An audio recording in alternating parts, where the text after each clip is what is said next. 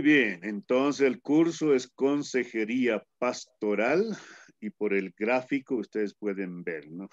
Mayormente uno de los grandes problemas y dilemas en la humanidad, ¿no? Es justamente problema de la mente, ¿no? El cerebro, porque ahí están varias cosas y bueno, pues entonces tenemos que nosotros tomar en cuenta su servidor y tiene que ver esto con el cuidado y asesoramiento pastoral. Bueno, el pastor,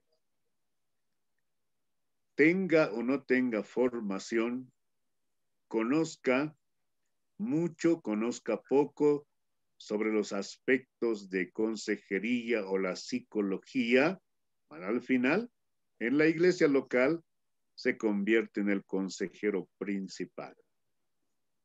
Se le consulta por diversas razones, por diversos motivos y temas. Entonces ahí radica la complejidad y el desafío, ¿no? De lo que es la consejería pastoral. De ahí, pastores, yo les animo, hermanos, quienes estamos formando el curso, les animo a que lean más, a que investiguen más, porque es necesario que así sea con este tema. Como vamos a ir mirando, es bastante complejo, bastante exigente también, ¿no? Esta área del ministerio pastoral, de la tarea pastoral. Así que entonces vamos a ir hablando de aquello. A modo de introducción, y voy a siempre pedirles que tengan a la mano sus Biblias, quiero comenzar dando lectura a este pasaje de 1 Pedro, capítulo 5, versículo 1 al 4. ¿No? En esta porción de la palabra de Dios tenemos algunas puntualizaciones muy significativas y probablemente muchos de ustedes ya lo conocen, ¿no? Ya lo saben, pero nunca está por demás recordar, ¿no es cierto? Ahí. Muy bien, dice, voy a leer 1 Pedro capítulo 5, versículo 1 hasta el 4. Dice así: ruego a los ancianos que están entre vosotros, yo anciano también con ellos, y testigo de los padecimientos de Cristo, que soy también participante de la gloria que será revelada. Bueno, esto es consejo pastoral de un pastor, porque recuerden, está diciendo yo anciano, dice, ¿no? También con ellos, ¿no? Ruego a los ancianos que están entre vosotros, yo anciano también con ellos. Entonces, el término anciano acá tiene que ver con el liderazgo local. El término anciano no tiene que ver con la edad, tiene que ver con el líder principal de la iglesia local, la congregación local. Este es un anciano, ¿no? Así que entonces, por eso, ¿no? Ahí viene lo que alguna vez hemos escuchado de pastor a pastor, ¿no es cierto? Entonces ahí está hablando Pedro diciendo, bueno, yo también sé lo que es la tarea, así que por favor les digo esto. Versículo 2 comienza y dice: apacentad la grey de Dios que está entre vosotros, cuidando de ella, no por fuerza, sino voluntariamente, no por ganancia deshonesta, sino con ánimo pronto, no como teniendo señorío sobre los que están a vuestro cuidado, sino siendo ejemplos de la grey. Y cuando aparezca el príncipe de los pastores, vosotros recibiréis la corona incorruptible de gloria. Bueno, en este pasaje tenemos lo que no debe hacer el pastor y lo que sí debe hacer, ¿no? Hay una comparación. Si nosotros nos fijamos, la palabra apacentar realmente es cuidar, cuidar, cuidado pastoral, ¿no es cierto? ahí la figura es de aquel que tiene a las ovejas a buen recaudo, ¿no? Proveyéndoles lo que necesitan, pero a su vez también guiándoles donde pueden ellos alimentarse bien. Entonces, esa es la figura y de apacentar. Ahora, una de las características es bien interesante. No sé si alguna vez usted ha observado al que pastea ovejas, ovejas como tal, ¿no es cierto? Si usted ha observado, se ha dado cuenta que ese pastor de ovejas no puede abandonar al rebaño. En el día, sea cual sea la circunstancia, puede ser mucho sol, puede ser lluvia, puede ser mucho viento, no interesa, ¿no es cierto? Pero tiene que estar igual, cuidando, protegiendo, estar pendiente de la grey, ¿no? Del rebaño. Eso es lo que pasa. Y uno cuando mira esas situaciones, pues se da cuenta, ¿no? De lo que es ser pastor de una congregación. Ser responsable de, ¿no? El grupo, si son muchos o pocos, pero al final es responsable de aquellos que se le ha puesto bajo su cuidado. Entonces, bajo eso es aquí está diciendo, ¿no? Primero, cuidando de ellas. Bueno, hay que cuidar, claro que sí. Pero dice aquí, no por fuerza, no es a la fuerza, no es imponiendo, no es asumiendo, ¿no? Esa postura de dictador, no, dice. Y más adelante dice, no por ganancia deshonesta. Bueno, si alguien está en el ministerio, eso es lo que nos está diciendo, no debe estar por otros motivos. No, no debe estar. Su motivo tiene que ser realmente porque quiere servir al Señor. No, eso es importante. En el versículo 3 dice, no como teniendo señorío sobre los que están a vuestro cuidado. A veces la figura del pastor se ha venido deteriorando. ¿Por qué?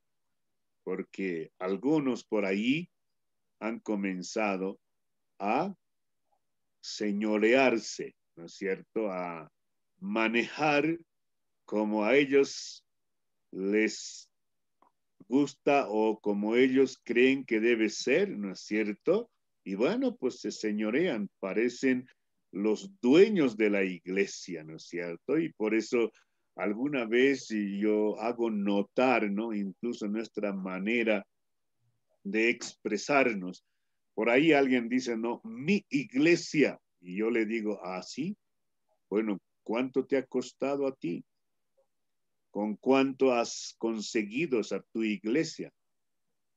Bueno, claro, es que no está bien, ¿no? La iglesia es del Señor.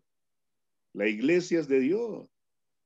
Si nosotros estamos a su cuidado de esa iglesia, es porque Dios nos ha llamado, es porque Dios nos ha puesto. Y nosotros hemos dicho, sí, Señor, yo quiero estar ahí, quiero predicar, quiero trabajar, así que heme aquí, hemos dicho, ¿no es cierto? Entonces yo creo que es importante que tengamos claro eso. Así que hemos hecho el énfasis, ¿no? De lo que no debemos hacer nosotros, ¿no? Los que estamos en ese ejercicio ministerial. Muy bien, pero también está lo que sí debemos hacer. ¿No? Dentro de nuestra tarea de cuidado pastoral, ¿qué es lo que debemos hacer? Muy bien, ahí tenemos. Dice, no por fuerza, sino voluntariamente. Voluntariamente. Usted y yo hemos aceptado el pastorado. No creo. Ahora, si estoy equivocado, ustedes me dirán, ¿no? Ustedes me dirán, no, usted, pastor, está mal, me dirán. pero no creo que nadie se está por obligación. Alguien me va a decir, no, pero la iglesia me ha dicho, pero usted ha dicho, sí, estoy bien, estoy de acuerdo. ¿Sí o no? Ah, entonces, si no, voluntariamente, ahí, con esa disposición, con esa diligencia, ¿no es cierto?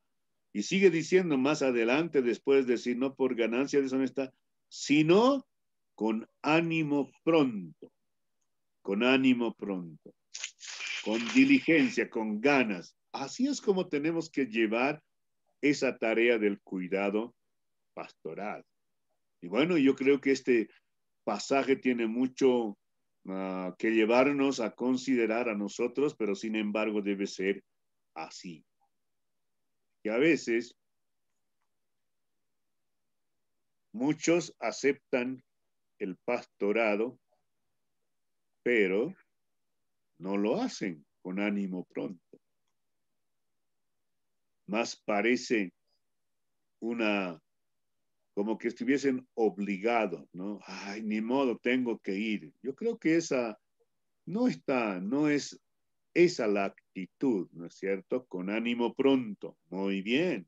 Y termina diciendo, ¿no? Ahí, el otro aspecto, si no, dice, ¿no? Sobre los que tienen cuidado, sino siendo ejemplos de la grey. Qué tremendo.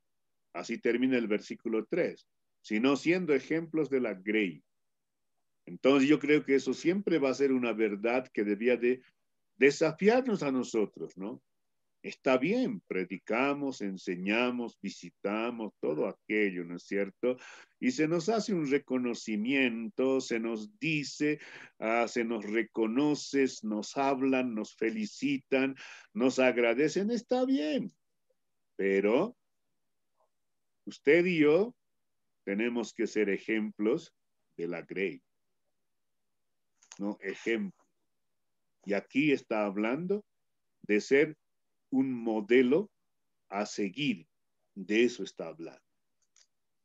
Un modelo que los hermanos, las hermanas que nos escuchan y que nos ven puedan decir, ah, no, yo quiero ser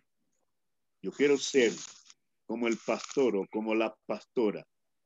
Yo quiero imitar porque realmente me anima, me desafía su forma de ser. Entonces yo creo que ahí está el asunto cuando dice acá, sino siendo ejemplos de la Grey. Ejemplos de la Grey. No hay cosa más triste, querido hermano, querida hermana, que cuando el pastor predica verdades eternas y lindas, pero no se ve esa práctica en su vida.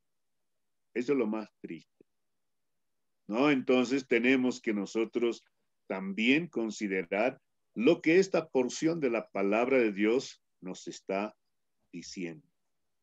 Así que si esa tarea lo llevamos muy bien a cabalidad, como se dice, entonces termina el versículo 4 diciendo, y cuando aparezca el príncipe de los pastores, vosotros recibiréis la corona incorruptible de gloria.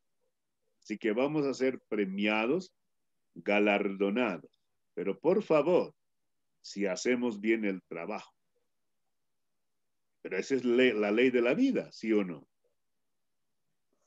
Alguien que trabaja bien se le paga bien, ¿no? Así que entonces, estos son los parámetros que la Biblia nos dice y podemos quedarnos nosotros revisando muchos otros pasajes que hablan de lo que es el asunto, ¿no? La tarea, la responsabilidad pastoral, ¿no? Hay mucho en la palabra del Señor, pero creo que es suficiente, ¿no? Lo que nos dice este pasaje, poniéndonos el contraste de lo que no debe hacer y de lo que sí debe hacer.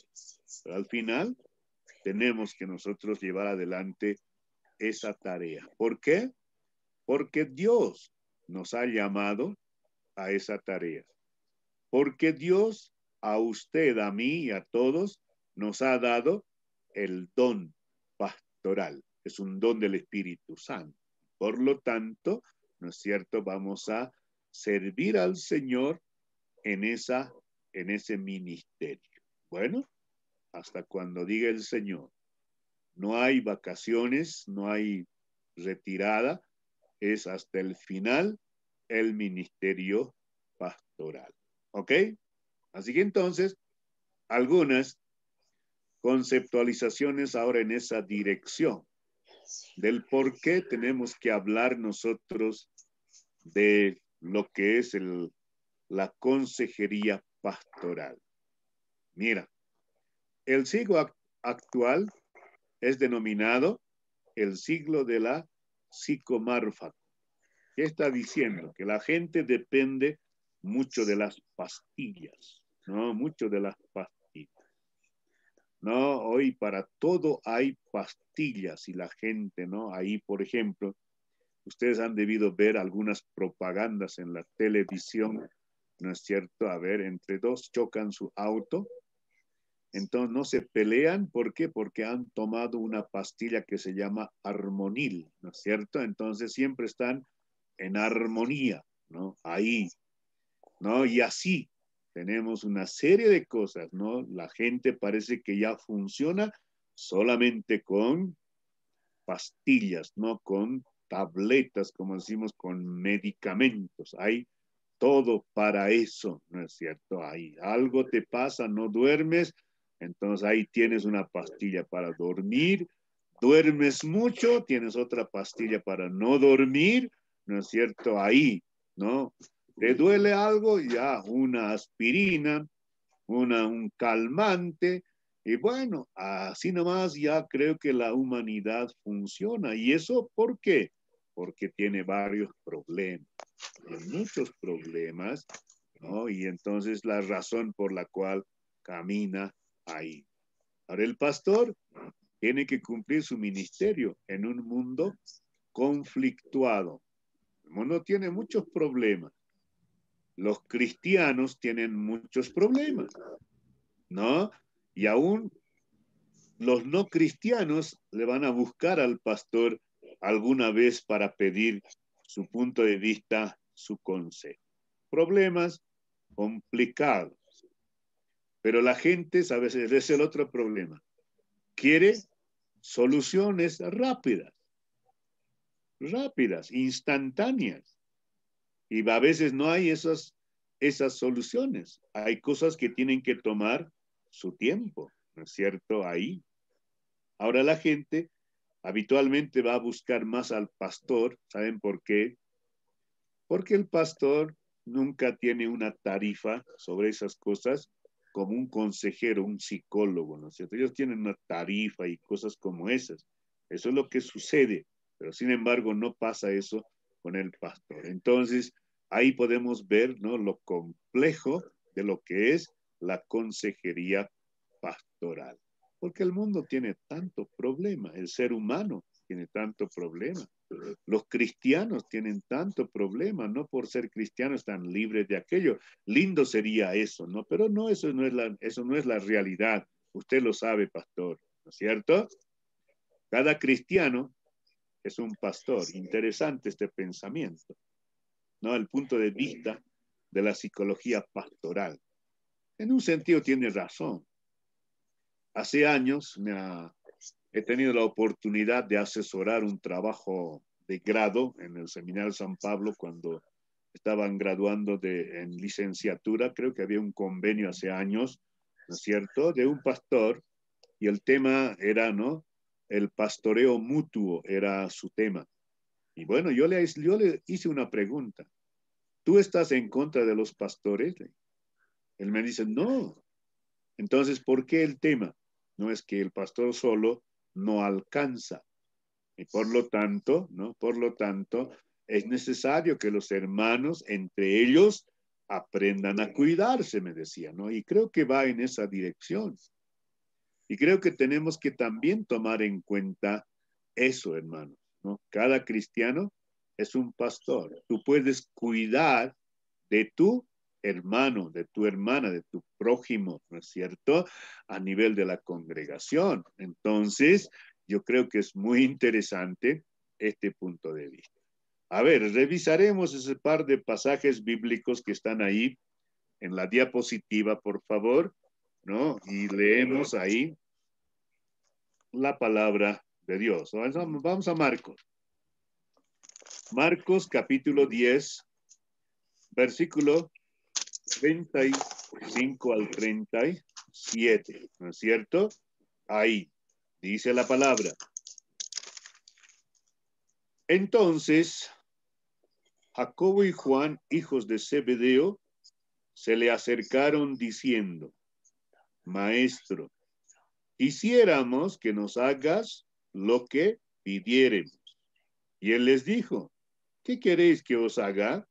Y ellos le dijeron, concédenos que en tu gloria nos sentemos el uno a tu derecha y el otro a tu izquierda. Wow, la gente solo quiere asuntos de privilegio. No quiere cuidar a su prójimo. Pero Jesús en esa ocasión, después de escucharles, les dijo, ¿no? Que eso no dependía de él. No dependía de él, sino de su Padre Celestial. Y les ha dado una respuesta bien precisa y bien clara que está al final de esta porción donde estamos, en el versículo 45. ¿Qué dice ahí? Porque el Hijo del Hombre no vino para ser servido, sino para servir y para dar su vida en rescate por muchos. Y creo que ese es el principio que nosotros necesitamos tener en cuenta. Siempre, ¿no? Estamos para servir, ¿no? Así que entonces, tome en cuenta esta insinuación. Cuando no hay esta disposición, entonces, difícilmente uno va a cuidar de su hermano. Una vez escuché en una clase de escuela dominical, un hermano, un cristiano, dijo esta pregunta al maestro de escuela dominical. Dice, ¿no? Le dice, el maestro está hablando de cuidarnos, de amarnos, ¿no es cierto? Entonces el otro dice, no, pero en la iglesia se comete fratricidio, dice. Bueno, y todos nunca nos llamó la atención la pregunta, ¿no? En la iglesia se comete fratricidio. Y el maestro dice, a ver, ¿por qué dices eso? ¿Por qué? ¿Por qué dices que en la iglesia se comete el fratricidio? Entonces él dice, no, pues que en la iglesia se mata al hermano más fraterno. Eso es fratricidio, ¿no? Al hermano más fraterno. Y lamentablemente tenemos que nomás reconocer, y a veces así ha sucedido en algunas ocasiones, ¿no? Pero sin embargo tiene que haber ese ámbito del cuidado, ¿no es cierto? Entre nosotros, ¿no es cierto? Ahí. Por eso, Romanos, por ejemplo, capítulo 12, versículo 2, ¿de qué nos está hablando? Que nosotros no podemos andar conforme los parámetros, las prácticas del mundo. No podemos estar nosotros con las mismas, con los mismos pensamientos que tiene el mundo, ¿no es cierto? Y por eso ese versículo va a decirnos qué cosa. No os conforméis a este siglo, sino transformaos por medio de la renovación de vuestro entendimiento, para que comprobéis cuál sea la buena voluntad de Dios, agradable y perfecta. Entonces tenemos que tener en cuenta eso nosotros. Cuando esas verdades sean tomadas en cuenta, qué lindo va a ser, ¿no? En la iglesia, que todos podamos cuidarnos y no lastimarnos. Y si eso pasa, podamos reconciliarnos y no estar viviendo en resentimientos, ¿no? Y bueno, en indiferencias, eso nada bueno va a traer, ¿no es cierto? Y en ese sentido, el cuidado pastoral no está limitado únicamente al pastor, sino también nosotros tenemos que tener en cuenta que es nuestra responsabilidad. Una vez un pastor dijo de esta manera, en la iglesia se ha metido el espíritu de Caín, así decía el pastor, ¿no? En la iglesia se ha metido el espíritu de Caín. ¿Por qué decía eso el pastor? ¿Por qué? Usted conoce la historia bíblica. ¿Por qué le mató Caín a su hermano Abel? ¿Por qué? Porque Dios había aceptado la ofrenda de Abel y no la de Caín. Y por eso Caín se enojó y llegó hasta matarlo. No, ahí, en vez de reflexionar él y decir, ¿por qué Dios no me ha recibido mi ofrenda? A ver, ¿qué estoy haciendo mal? ¿No es cierto? En vez de hacer eso, no, prefirió matarlo y piensa que con eso va a resolver, ¿no es cierto? Ahí. Entonces, son cosas que pasan y bueno, pues no debe pasar, ¿no es cierto? Entonces, la actitud pastoral de Jesucristo está en posición a la de muchos pastores. Perdón, está en oposición. Sí, la verdad tenemos que reconocer en algunos casos. Nosotros los pastores a veces no tenemos una actitud de ayudar, de apoyar de manera incondicional como Jesucristo lo ha hecho. Y por eso esta afirmación, ¿no es cierto? La actitud pastoral de Jesucristo está en oposición a la de muchos pastores. Porque algunos han pensado que ser pastor es ser el mandamás, ¿no es cierto? Algunos reclaman incluso no, que todos tienen que estar sujetos a él. Bueno, son cosas que pasan, pero sin embargo, necesitamos nosotros considerar, y estos elementos nos hacen pensar, ¿no? De que la tarea pastoral, antes que tener derechos, también demanda responsabilidad. Así que entonces, en ese ámbito es que vamos a movernos ahora y vamos a hablar. Y mucho más, ¿no? Cuando hablamos de consejería, pues mucho más exigente es el ámbito de la disposición, de estar para apoyar, de disponer tiempo y interesarnos por los problemas que tienen los diferentes creyentes, matrimonios, jóvenes. Bueno, ahí es una gama de dificultades, entonces tiene que haber esa comprensión de ese panorama, ¿no? Que hay en la iglesia. Y eso es parte del ministerio pastoral al cual Dios nos ha llamado. Así que dicho esto, nos movemos a la primera unidad, ¿no? En la primera unidad tenemos el surgimiento de la consejería pastoral. ¿Cómo es que eso ha venido a parar en la iglesia cristiana de la consejería pastoral? ¿Cómo surgió eso en el tiempo, no es cierto? Entonces, vamos a ir mirando, viendo algunas cosas aquí nosotros, ¿no? Y bueno, pues entonces vamos adelante. Aquí hay una frase interesante, ¿no? Y la frase interesante es, como ustedes pueden ver, ¿no es cierto? La famosa frase, conócete a ti mismo. Esta exhortación tiene validez y pertinencia tanto hoy como la tuvo ayer. No es algo que ha pasado de moda, ¿no es cierto? Conócete a ti mismo. Cuando los filósofos griegos comenzaron a filosofar, a pensar, a estudiar, ¿no es cierto? En sus inicios, sus conceptos eran más cosmológicos, sus enfoques estaban más enfocados en asunto del universo como tal, ¿no es cierto? Pero con el famoso Sócrates y la aparición de los sofistas, ahí es donde la filosofía se centró, no se enfocó fundamentalmente en el hombre.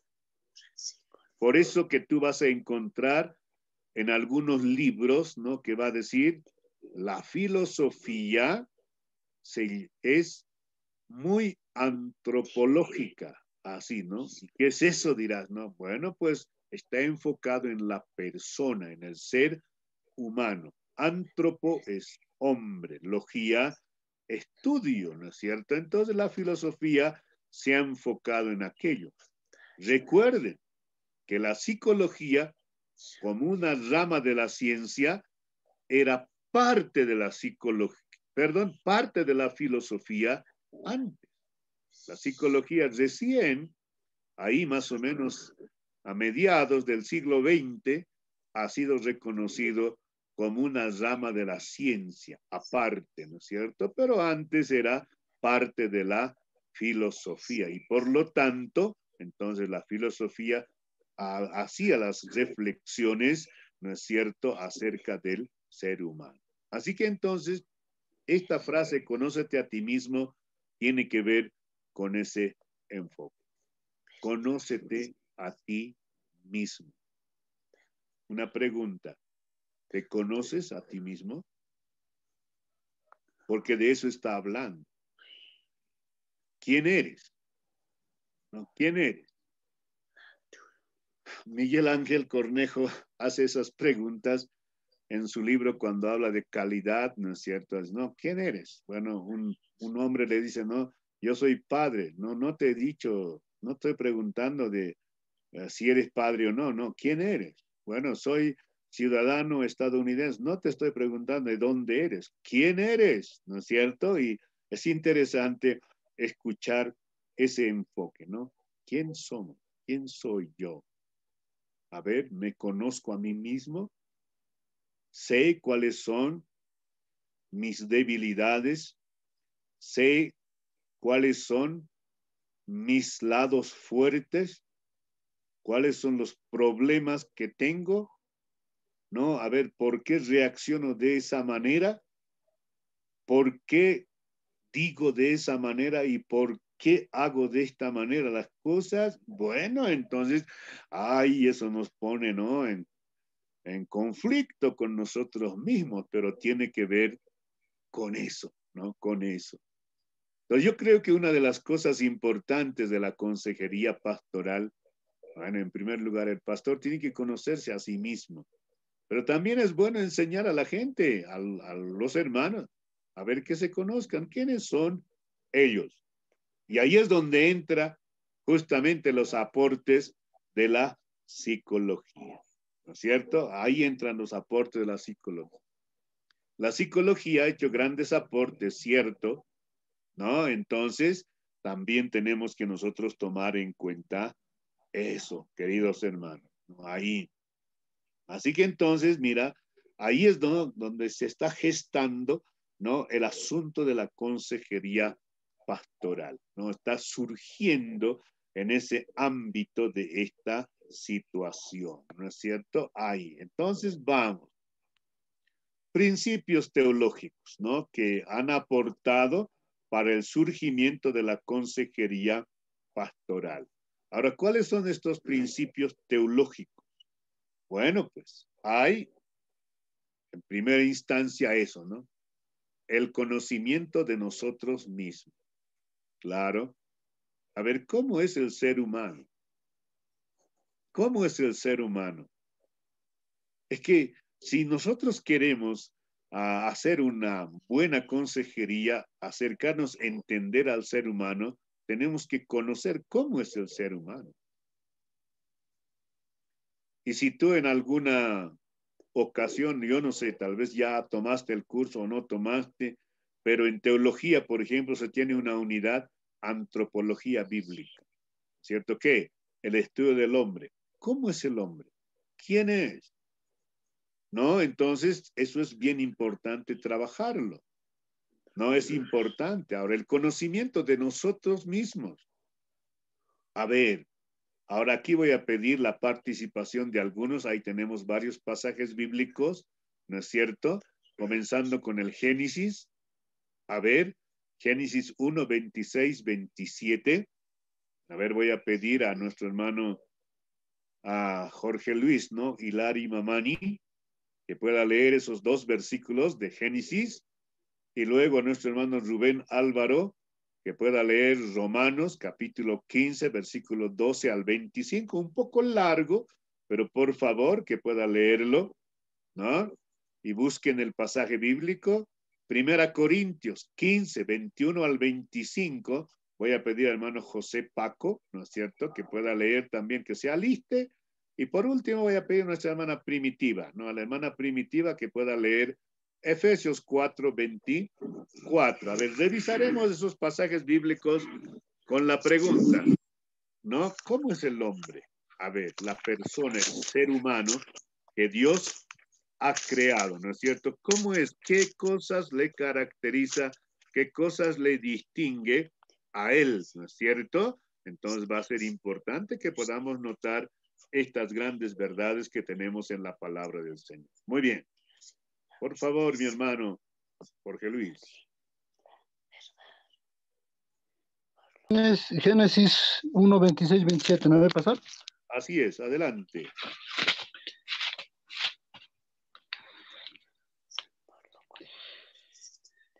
Bien, la palabra de así dice Génesis capítulo 1, versículo 26 y 27. Entonces, dijo Jesús, hagamos al hombre a nuestra imagen, conforme a nuestra semejanza, y señoree en los peces del mar, en las aves en los cielos, y en las bestias, y en toda la tierra, y en todo animal que se arrastre sobre la tierra. Y creó Dios al hombre, a su imagen, la imagen de Dios lo creó, varón y hembra los creó. Muy bien, muchas gracias, ¿no? Una descripción genial. Y el hombre es creación de Dios. Con eso descartamos todas las otras teorías que quieren explicar de cómo existió el ser humano. La Biblia dice que Dios es el creador. Listo. Pero ahora, Dios le ha creado a imagen y semejanza. ¿Qué significa esto? Recordaremos un poquito. Yo sé que ustedes ya saben eso. ¿Qué significa imagen y semejanza? Que el hombre es capaz, es inteligente, no tiene personalidad, tiene voluntad, no tiene emociones, no tiene sentimientos, pero también es un ser espiritual que necesita de la comunión con Dios. Todo eso incluye imagen y semejanza. No es un ser inteligente, sabio. Sino, a ver, pensaremos un ratito en Adán. Dios crea a Adán y le dice que ponga nombre a los animales. Y Adán puso el nombre a los animales. Y ahí podemos ver, ¿no? Para cada animal un nombre adecuado. Genial. Entonces, eso refleja lo que es el ser humano. Pero a su vez no solo habla de eso, sino dice en el versículo 26 a la mitad, ¿qué dice? Y señoré en los peces del mar. Y señoré, o sea, él tiene que cuidarlos. Él tiene que ser el mayordomo de la creación. En otras palabras, ¿no? Él está hecho para justamente cuidar, liderar todo lo que es la creación de Dios, ¿no es cierto? En el versículo 27 está diciendo que tanto el varón como la mujer están hechos a la imagen de Dios. No hay feminismo, no hay ni machismo. Delante de Dios, todos, ¿no? Varón y mujer tienen los mismos derechos, las mismas responsabilidades, están hechos en la misma imagen y semejanza de Dios. Eso es lo que nos está diciendo, porque reiteradamente dice, no, creó al hombre a imagen de Dios lo creó, varón y hembra los creó. Listo, ¿no es cierto? Entonces ahora, el hombre es creación de Dios. Ese ser humano es inteligente, sabio. Hermano, tiene muchas capacidades. Entonces tenemos que nosotros ir mirando. Ahora, ¿cuál es nuestro problema de nosotros? Nuestro problema es que nosotros conocemos al hombre después de su caída, no antes. No hay mucha información, ¿no? De cómo era antes de que esa pareja humana pueda caer, ¿no? Ha caído en desobediencia, no hay. Después que ha caído, ahí es donde vemos muchas otras cosas, ¿no es cierto? Entonces, pero sin embargo, ahí está la grandeza del ser humano y a ese ser humano tenemos que conocerlo, tenemos que saber, ¿no es cierto? Entonces, ese es el gran reto. A ver, leemos Romanos, por favor. Vamos con Romanos. Buenas tardes, pastor. Buenas tardes, hermanos. Adelante. Romanos capítulo 15, verso 12, la palabra dice, 12, Y otra vez dice Isaías, estará la raíz de Isaías, y el que se levantará a regir los gentiles esperarán a él. 13. Y el Dios de esperanza os llene de todo gozo y paz en el creer, para que abundéis en esperanza por el poder del Espíritu Santo. Verso 14. Pero estoy seguro de vosotros, hermanos míos, de que vosotros mismos estáis llenos de bondad, llenos de todo conocimiento, de tal manera que podéis amonestaros los unos a los otros. Verso 15. Mas os he escrito, hermanos, en parte con atrevimiento, como para haceros recordar por la gracia que Dios me es dada. Verso 16. Para ser ministro de Jesucristo a los gentiles, ministrando el evangelio de Dios, para que los gentiles les sean ofrenda agradable, santificada por el Espíritu Santo. Verso 15. Tengo, pues, de que gloriarme en Cristo Jesús en todo que a Dios se refiere. Versículo 18. Porque no os haría hablar sino de lo que Cristo ha hecho por medio de mí para la obediencia de los gentiles con la palabra y con las obras. Verso 19. Con potencia de señales y prodigios en el poder del Espíritu de Dios, de manera que desde Jerusalén y por los alrededores hasta Ilirio, todo lo he llenado del Evangelio de Cristo. Verso 20. Y de esta manera me esforcé a predicar el Evangelio, no donde Cristo ya hubiese sido nombrado, para no edificar sobre fundamento ajeno. Verso 21.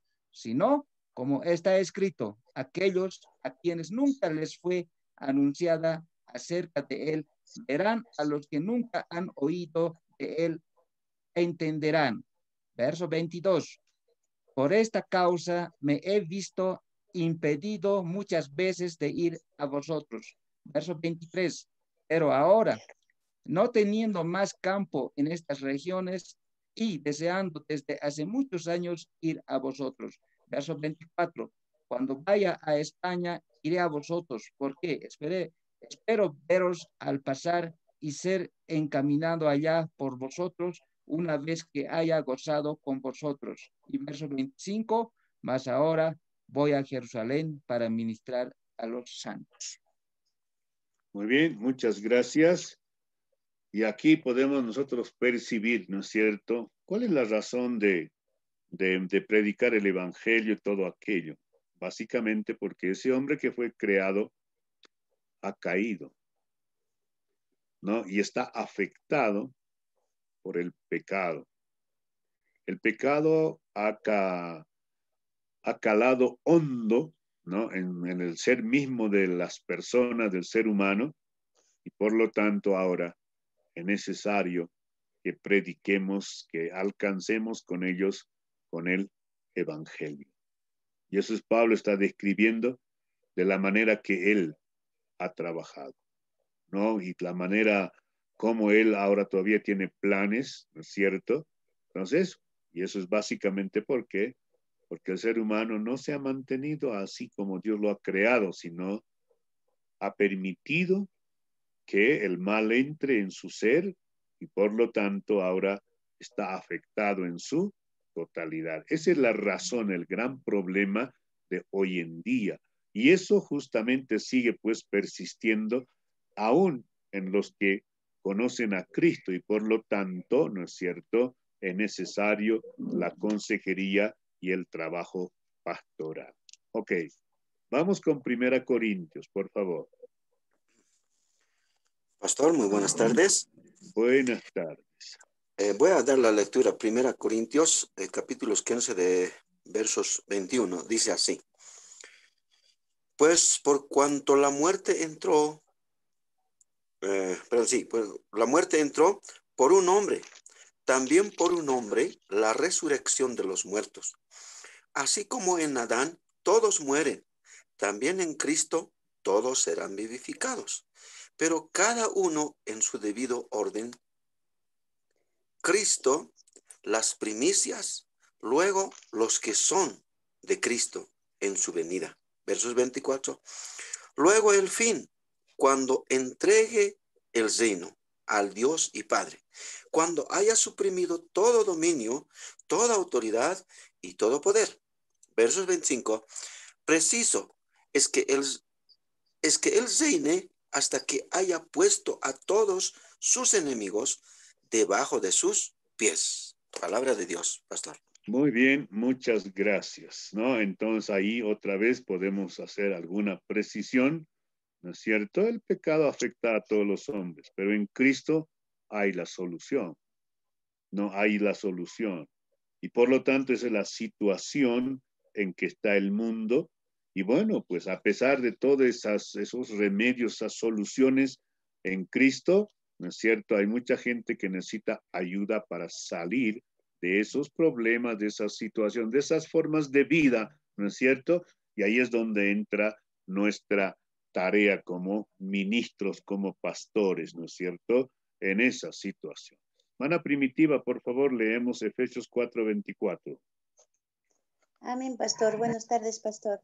Buenas tardes. Efesios capítulo 4, verso 24 dice, y vestíos del nuevo hombre, criados según a Dios en la justicia y santidad de la verdad. Amén, pastor. Muy bien. Eso es lo que tenemos que lograr. Eso es lo que tiene que suceder.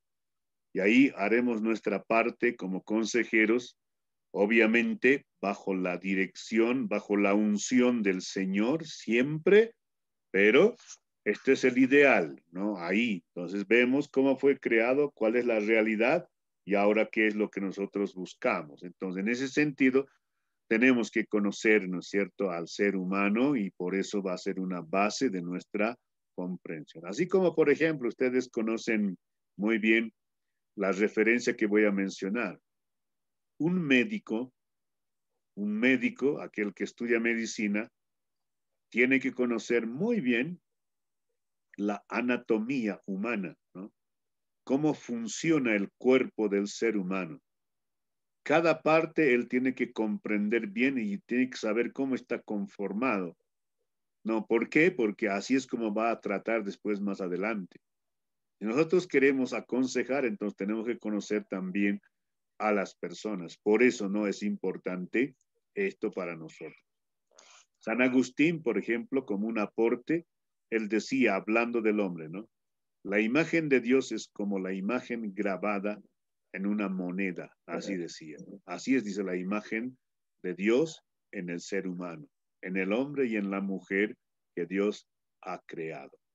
Ahora, esa imagen en una moneda puede volverse borrosa, ¿no? Por tanto uso, por tantas cosas, ¿no es cierto? Y así está la imagen de Dios en el ser humano, ¿no? Entonces hay que restaurar, hay que volver, ¿no? A que esa imagen sea restablecida nuevamente en la vida humana. Entonces ahí entra, ¿no? Nuestra tarea, no solo como pastor, sino como iglesia inclusive, ¿no es cierto? Tenemos que llevar adelante aquello.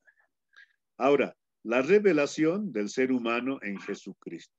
En otras palabras, lo que está diciendo esta afirmación es que Jesucristo nos revela la verdadera humanidad, ¿no? Cómo debe ser la verdadera humanidad.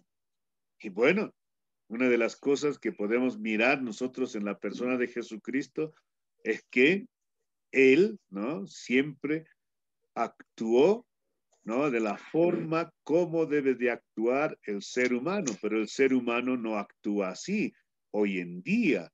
Entonces, por eso, ¿no? Si vamos a tener una comprensión clara del ser humano, debíamos también comprender la humanidad de Jesucristo. Recuerden ustedes que Jesucristo fue divino y humano, ¿no es cierto? Entonces ahí, humano, pero nos muestra la verdadera humanidad, así como Dios había creado a la primera pareja humana, ¿no es cierto? En ese sentido. Entonces eso es realmente un aporte muy significativo que nosotros podemos encontrar, ¿no es cierto?, en la persona de Jesucristo, el Señor. Él es el que nos ayuda, nos guía a que podamos comprender ese ideal que Dios tiene de la humanidad, ¿no es cierto? Ahí. A ver, vamos a revisar lo que nos dice este pasaje bíblico en Hebreos, capítulo 2, versículo 6 hasta el 10, ¿no? Entonces dice la palabra de Dios ahí. Entonces voy a permitirme la lectura en esta ocasión del verso 6 en adelante. Dice, pero alguien testificó en cierto lugar diciendo, ¿qué es el hombre para que te acuerdes de él? ¿O el hijo del hombre para que le visites? Le hiciste un poco menor que los ángeles. Le coronaste de gloria y de honra. Le pusiste sobre las obras de tus manos. Todo lo sujetaste bajo sus pies. Porque en cuanto les sujetó todas las cosas, nada dejó que no sea sujeto a él. Pero todavía no vemos que todas las cosas le sean sujetas. Pero vemos a aquel que fue hecho un poco menor que los ángeles, a Jesús coronado de gloria y de honra, a causa de los padecimientos de la muerte, para que, por la gracia de Dios, gustase la muerte por todos, porque convenía a aquel por cuya causa son todas las cosas y por quien todas las cosas subsisten, que habiendo de llevar muchos hijos a la gloria, perfeccionase por aflicciones al autor de la salvación de ellos. Una descripción de Jesucristo.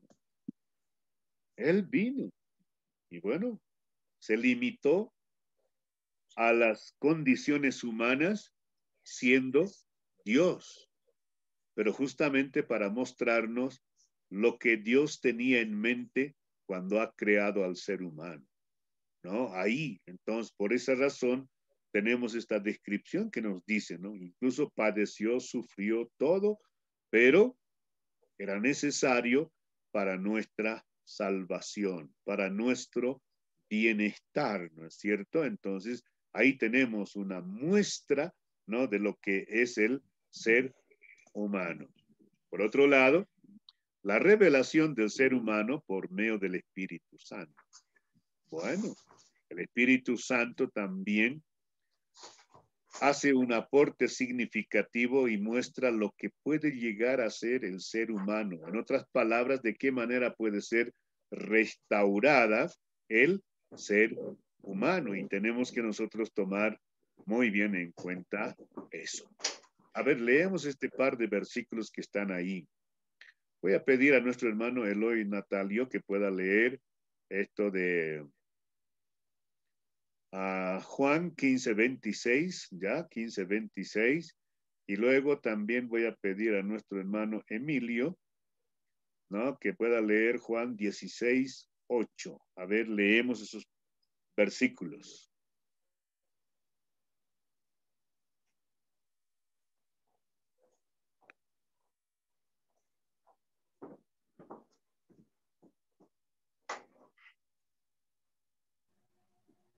Amén, pastor. Juan 15, 26.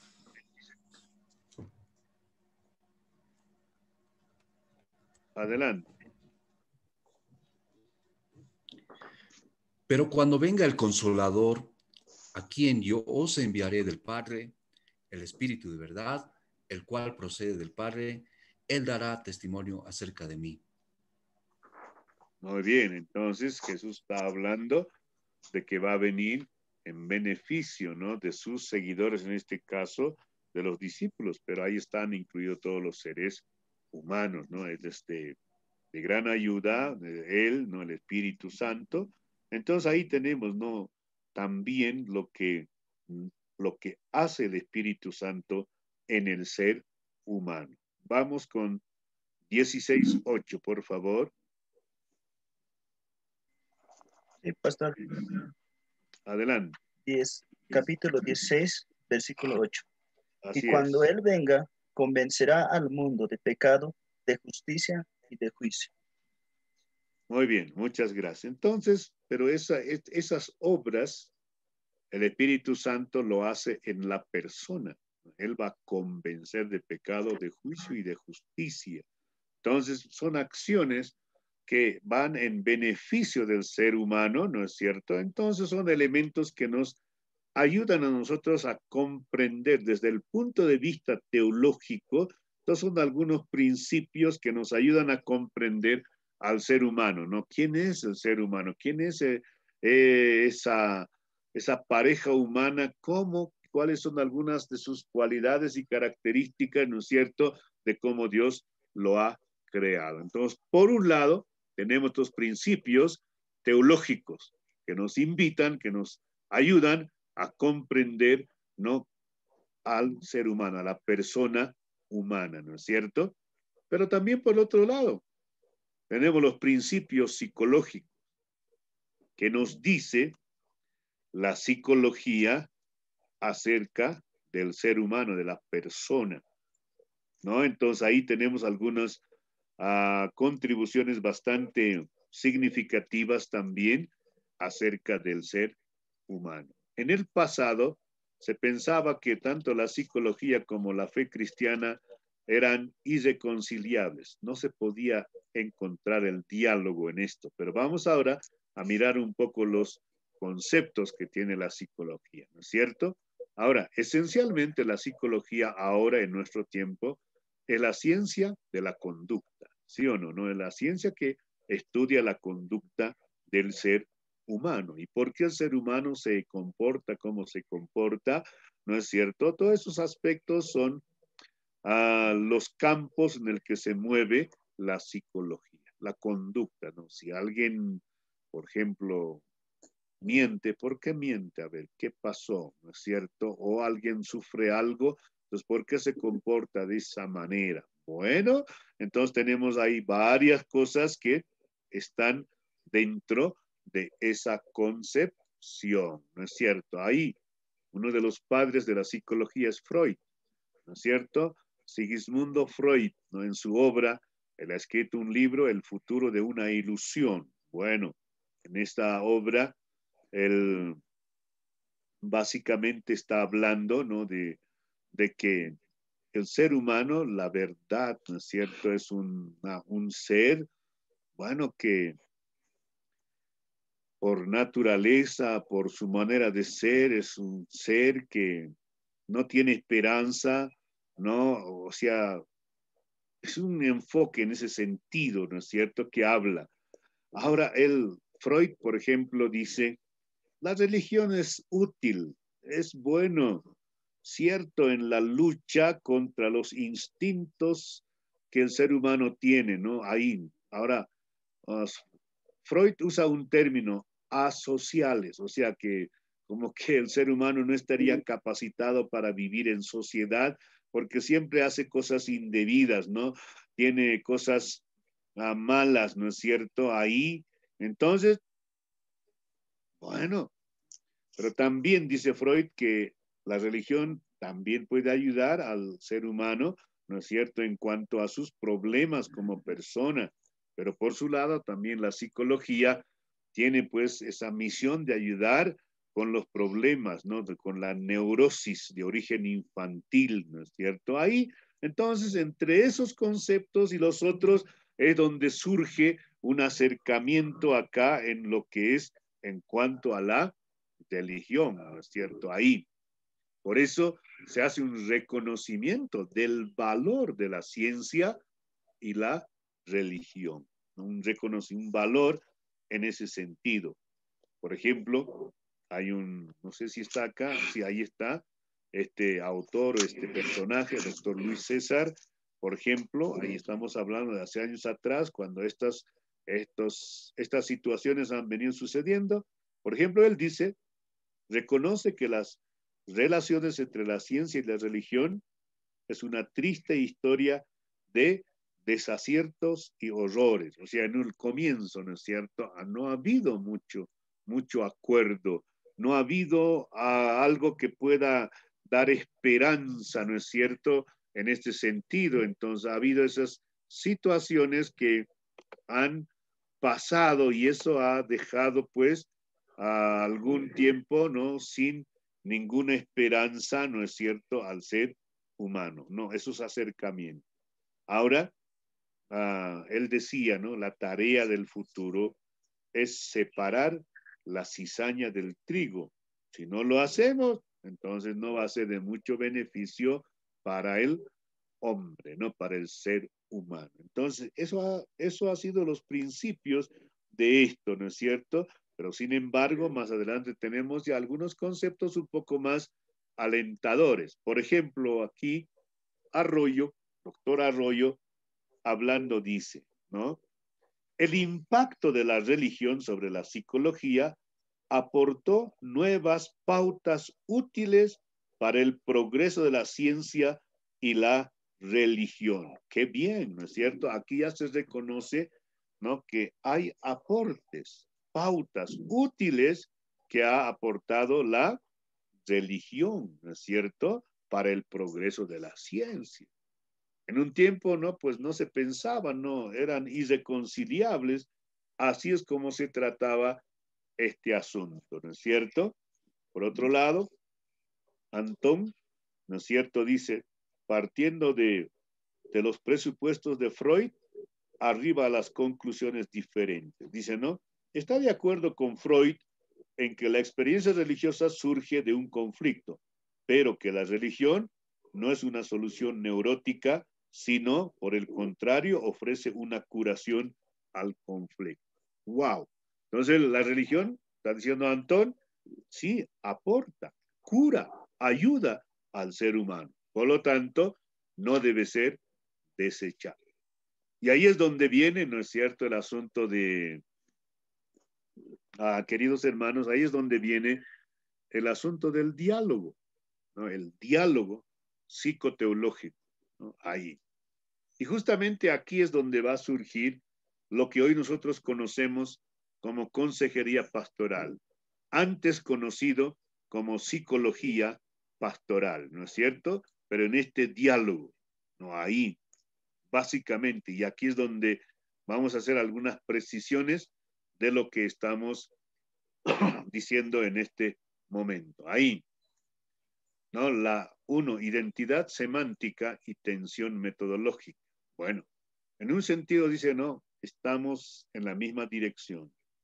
Tanto la psicología como la teología están en la misma dirección. Están preocupados del bienestar del ser humano. Muy bien, pero el problema es los métodos que usan, ¿no? Los métodos que se manejan, ahí están básicamente en discordia, ¿no? Ahí tienen conflictos, como dice la palabra, ahí está la tensión, ¿no es cierto? Ahí.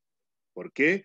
Porque tanto la psicología y la religión se preocupan del bienestar del ser humano. Claro que sí. El psicólogo quiere que la persona tenga una buena vida, una buena conducta, ¿no? La religión, la teología en este caso, ¿no? Pues se preocupa, ¿no?, que el ser humano tenga vida en abundancia, como Jesucristo dijo, ¿no es cierto? Entonces ahí está. Pero ahora los caminos que han elegido para ayudar al hombre, ahí está el asunto, ¿no es cierto? Entonces ahí es donde tenemos que nosotros también tener cuidado en ese sentido. Por ejemplo, psicoterapia, una palabra que viene del psiqui, ¿no? Eso conocemos, del psiqui.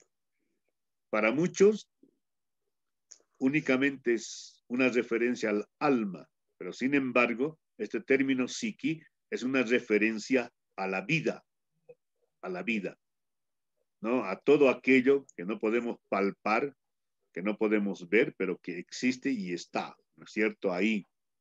Entonces, ahora, ¿no? Psiqui, terapia, terapeu, ¿no es cierto? ¿Qué es eso? Es cuidar, hacer un servicio, básicamente. Entonces, cuando estamos nosotros con este término de la psicoterapia, estamos hablando de curar, de servir, de ayudar, ¿no es cierto?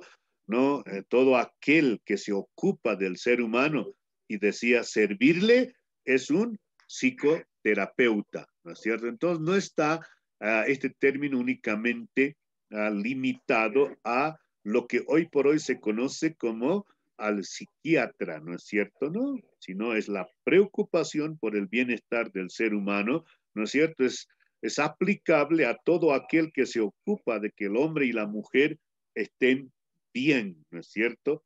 Ahí. ¿Por qué? Porque ahí está la otra palabra, psiquiatra, ¿no? Psiquiatra.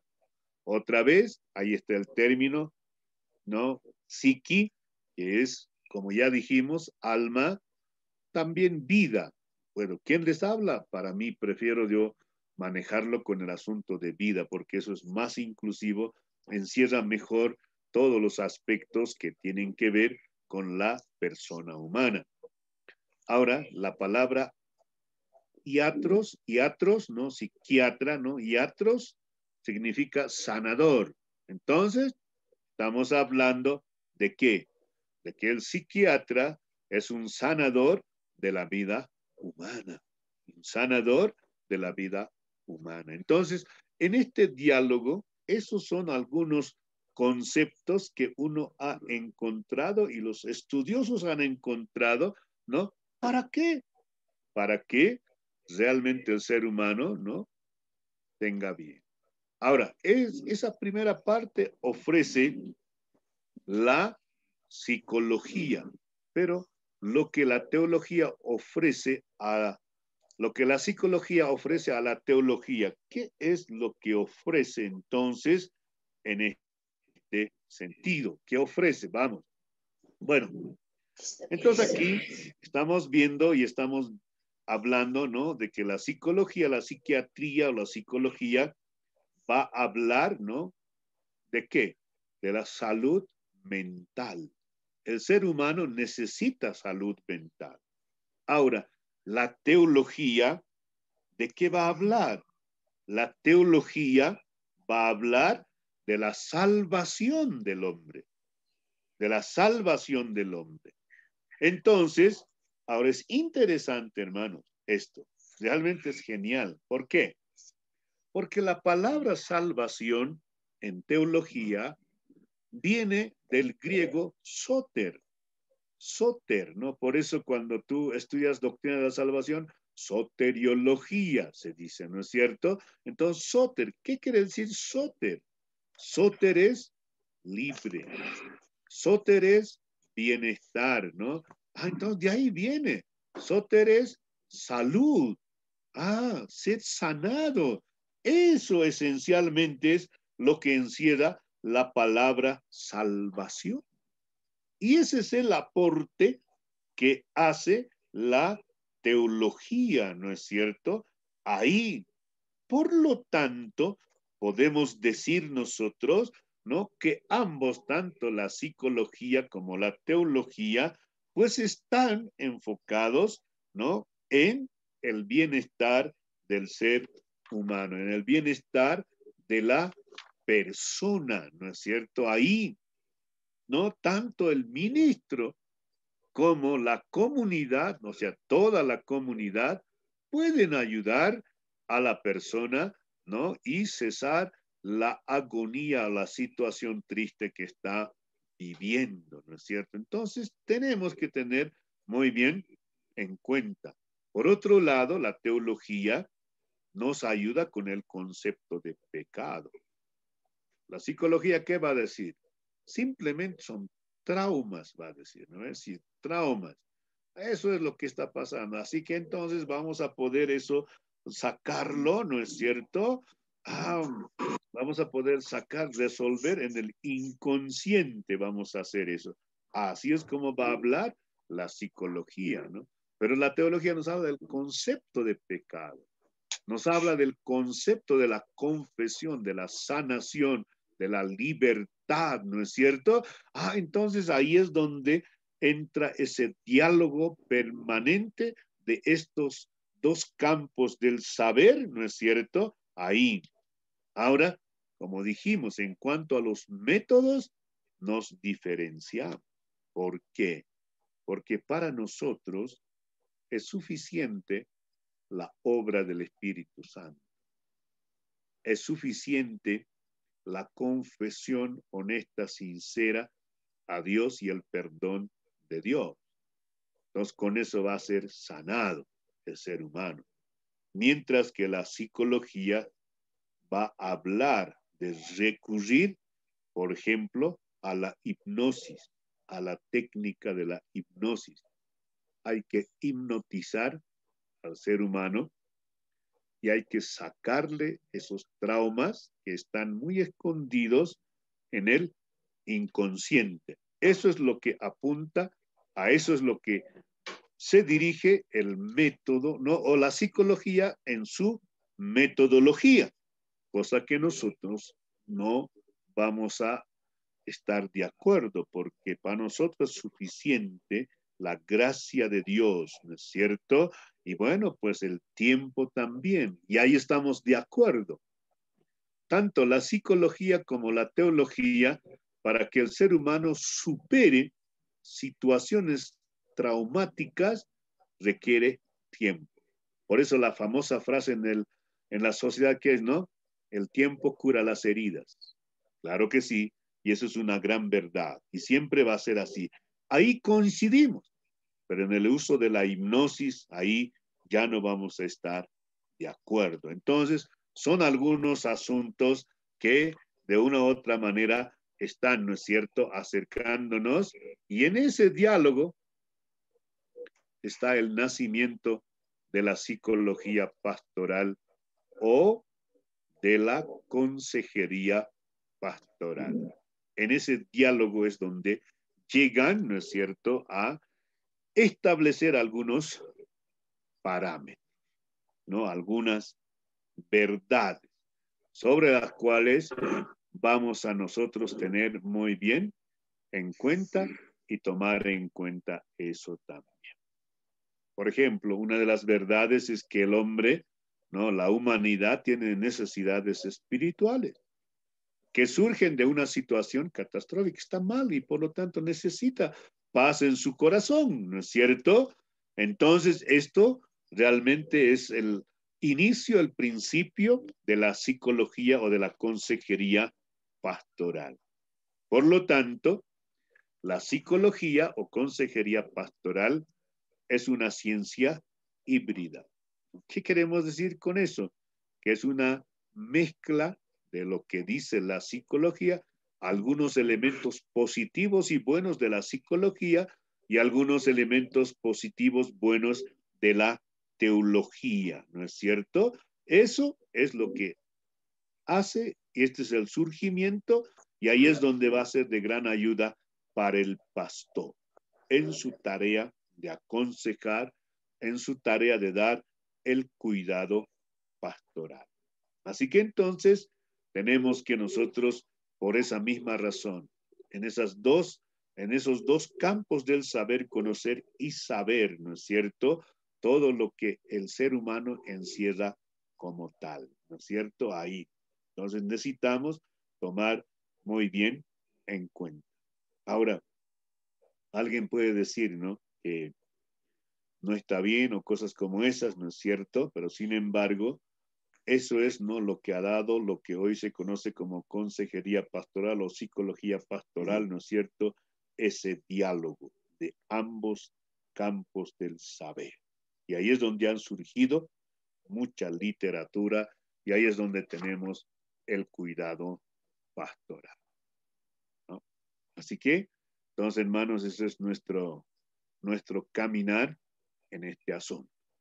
Bueno, seguimos hablando ahora un poco más de lo que tenemos que básicamente o mínimamente conocer de la vida humana o del ser humano esencialmente. Y vamos a ir tocando algunos puntos que son bastante necesarios que nosotros recordemos. Y no creo que lo que voy a ir presentando sea nuevo para todos. ¿Por qué?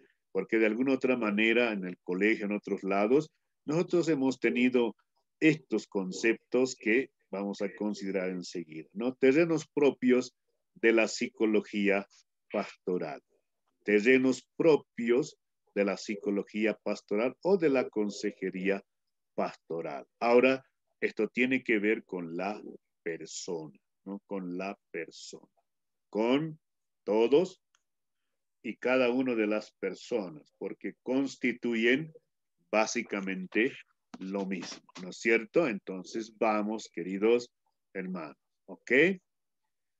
Manifestaciones de la personalidad. Tenemos que tener claro eso. ¿Cómo es que se manifiestan las personalidades, ¿no es cierto? Ahí. Y ahí te voy a poner niveles de la mente. Niveles de la mente. Bueno, en un lado tenemos lo que sería el padre psicológico, así se conoce, ¿no? Y eso es básicamente el inconsciente. Estamos hablando del cerebro, ¿no? Niveles de la mente. El inconsciente, donde están almacenados todos nuestras experiencias. Están archivadas ahí, ¿no es cierto? Ahí, ¿ok? Tenemos, por otro lado, el adulto psicológico. El adulto psicológico. Y aquí estamos hablando del consciente, de aquel que es consciente, pues, ¿no? O sea, centrado, como decimos nosotros. Ahora, si quieres usar la palabra democrática, está bien. El padre psicológico sería muy autoritario, ¿no? Autoritarista sería, ¿no es cierto?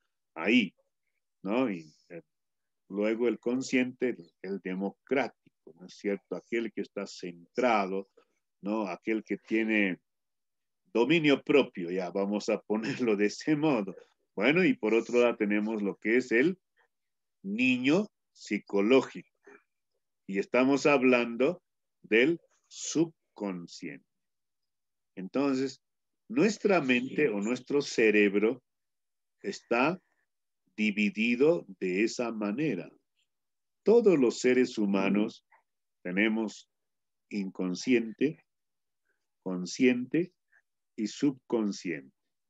Algunos, ¿no? El pan, dicen así, mirándolo verticalmente, el pan, ¿no es cierto? El padre psicológico, ¿no? El padre psicológico. Bueno, ahora, esto, algunas personas, bueno, todas las personas tienen esos tres elementos, ¿no es cierto? Todos. Todas las personas, ¿no? Ahí, algunos tienen más crecido el padre psicológico, son más autoritarios, ¿no? Hasta podemos decir dictadores, ¿no es cierto? Ahí, dominantes, ¿no es cierto? Todo desde arriba, tira piedras contra otro, no le interesa, ¿no? Así es como se manifiesta la persona que tiene más desarrollado el padre psicológico.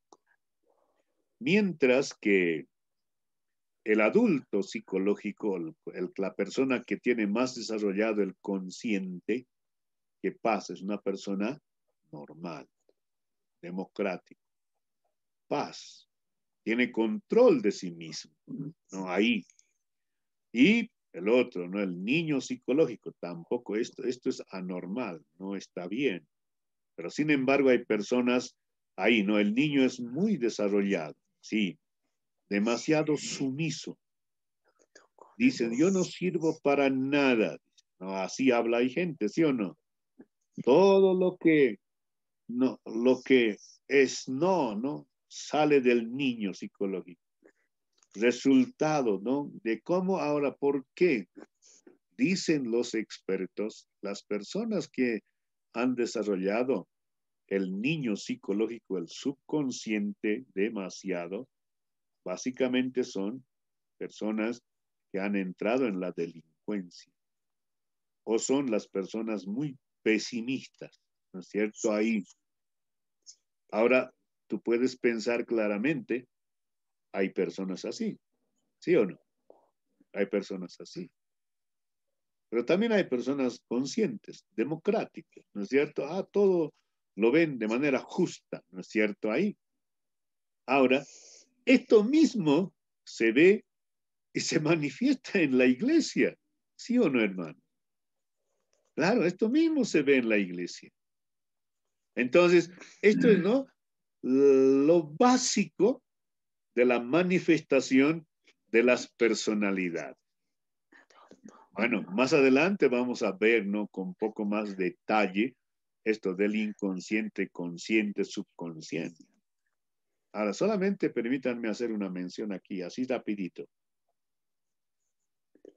En el inconsciente de nuestra mente están archivadas todas las experiencias negativas, malas, las traumas. Ahí están.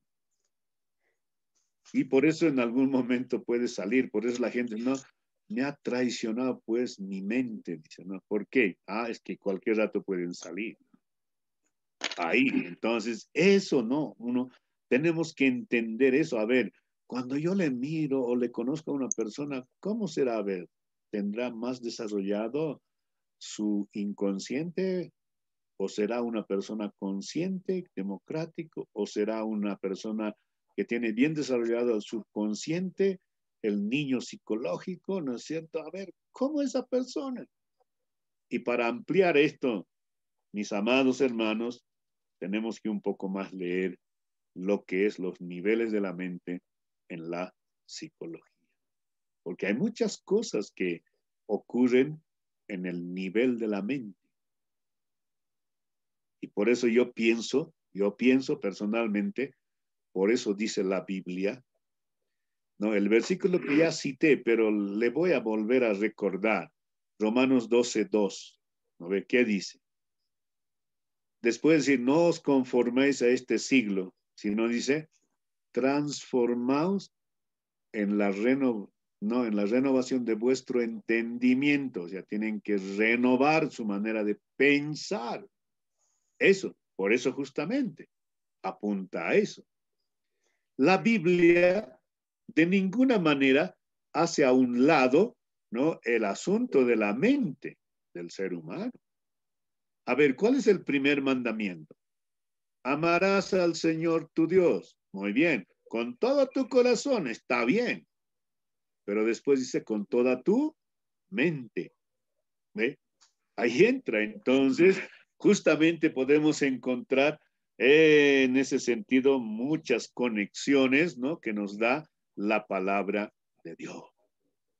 Nuestra mente realmente es maravilloso, es un mundo que no nos podemos imaginar nosotros, pero muchas cosas están determinadas ahí en ese nivel. Así que entonces tengamos en cuenta, mis queridos hermanos, ahí no encontré estos gráficos, así que tuve que dibujarlos para mostrárselo a ustedes, ¿no? Diferentes personalidades, o al menos tenemos estos tres aspectos, ¿no es cierto? Ahí en el dibujo 1 se puede ver, ¿no?, una persona que no ha desarrollado su inconsciente o su padre psicológico. Ha desarrollado un poco el adulto psicológico, o sea, su consciente, ¿no es cierto? Pero ha desarrollado mucho el niño psicológico. Y entonces eso es una persona anormal, no está bien, ¿no? Esta persona siempre va a caracterizarse por ser muy pesimista. No sirvo, no puedo, no es para mí. Así, ¿no es cierto? Bueno, ahora lo interesante es que esa persona puede conocer a Cristo y Dios puede transformar. Wow, entonces ahí tenemos la obra del Espíritu Santo, ¿no es cierto? Ahí. La segunda, en el 2, en el dibujo 2. Esta es la persona normal, ¿no? Así debían de ser todos. Ese es el ideal, pero no sucede con todo. Normal. Pues ahí, mira, ha desarrollado el padre psicológico, pero ha desarrollado el niño psicológico también en el mismo nivel, pero ha desarrollado el adulto más, es el que predomina y por lo tanto es una persona centrada, una persona normal, una persona que no tiene problemas en ese sentido. No, ahí. Ahora, eso es lo que básicamente se requiere, ¿no?, desde el punto de vista de la psicología de la persona, que el hombre, que la mujer sea así. la figura 3, ahí tienes, ¿no? El padre está muy desarrollado. El adulto, un poco, y el niño no se ha desarrollado. Eso es una persona anormal. No está bien. Esta persona va a ser una persona dictador, dominante. Aún en la iglesia hay eso, ¿sí o no? Claro que sí. Entonces, aquí es donde nosotros tenemos que preguntarnos, a ver, ¿cómo estoy yo? Una de las cosas que el consejero, ¿no? Si va a hacer esa tarea de aconsejar de una forma adecuada, tiene que ser una persona que ha desarrollado, que por la gracia de Dios, su personalidad ha sido corregida, ¿no es cierto? Ahí. Y aquí solamente me gustaría recomendarles, hay un libro de Tyndall que dice, ¿no? Temperamentos controlados por el Espíritu Santo. Es bastante interesante el libro. Sería bueno que también se pueda leer ese libro, ¿no? Pero sin embargo, esto es, ¿no? Las diferentes personalidades, la manifestación de las diferentes personas. Y eso es lo que esencialmente nosotros tenemos en la vida, ¿no es cierto? Ahí. Ahora, todo gira en base a qué. ¿Ok? El ser humano es un ser psico-bio-social y espiritual, ¿no es cierto? Ahí, ¿no? Entonces tiene emociones, es un ser que vive en la sociedad, pero es un ser que necesita de lo espiritual, de la comunión con Dios. Así es el ser humano. No solo es físico, no solo es cuerpo, ¿no es cierto? Ahí. Entonces ahí tenemos un análisis y vamos a detenernos aquí, queridos hermanos. Aquí vamos a ver, ¿no? Las 4 personalidades. A ver, vamos a poner el cuadro y bueno, y vamos a quedarnos con eso, ¿no? Tenemos el sanguíneo, tenemos el colérico, tenemos el melancólico y tenemos el flemático. Pero estas personalidades, ¿no? Tienen sus debilidades y sus fortalezas, ¿no? El lado fuerte y las debilidades que tienen. ¿Y cómo se manifiestan estos? ¿En qué casos? Entonces aquí estamos un poquito de comprender al ser humano en todas sus emociones, ¿no? En toda esa vida interior que tiene. Entonces eso es lo que estamos enfocando en este momento. Entonces estamos mirando lo que necesitamos saber, ¿no? De la persona, de las personas, del por qué reacciona así, del por qué se comporta así, ¿no es cierto? Entonces vamos a ir comentando un poco más. Algunas puntualizaciones, por ejemplo, el sanguíneo, bien hablador, pero bien desordenado también a su vez.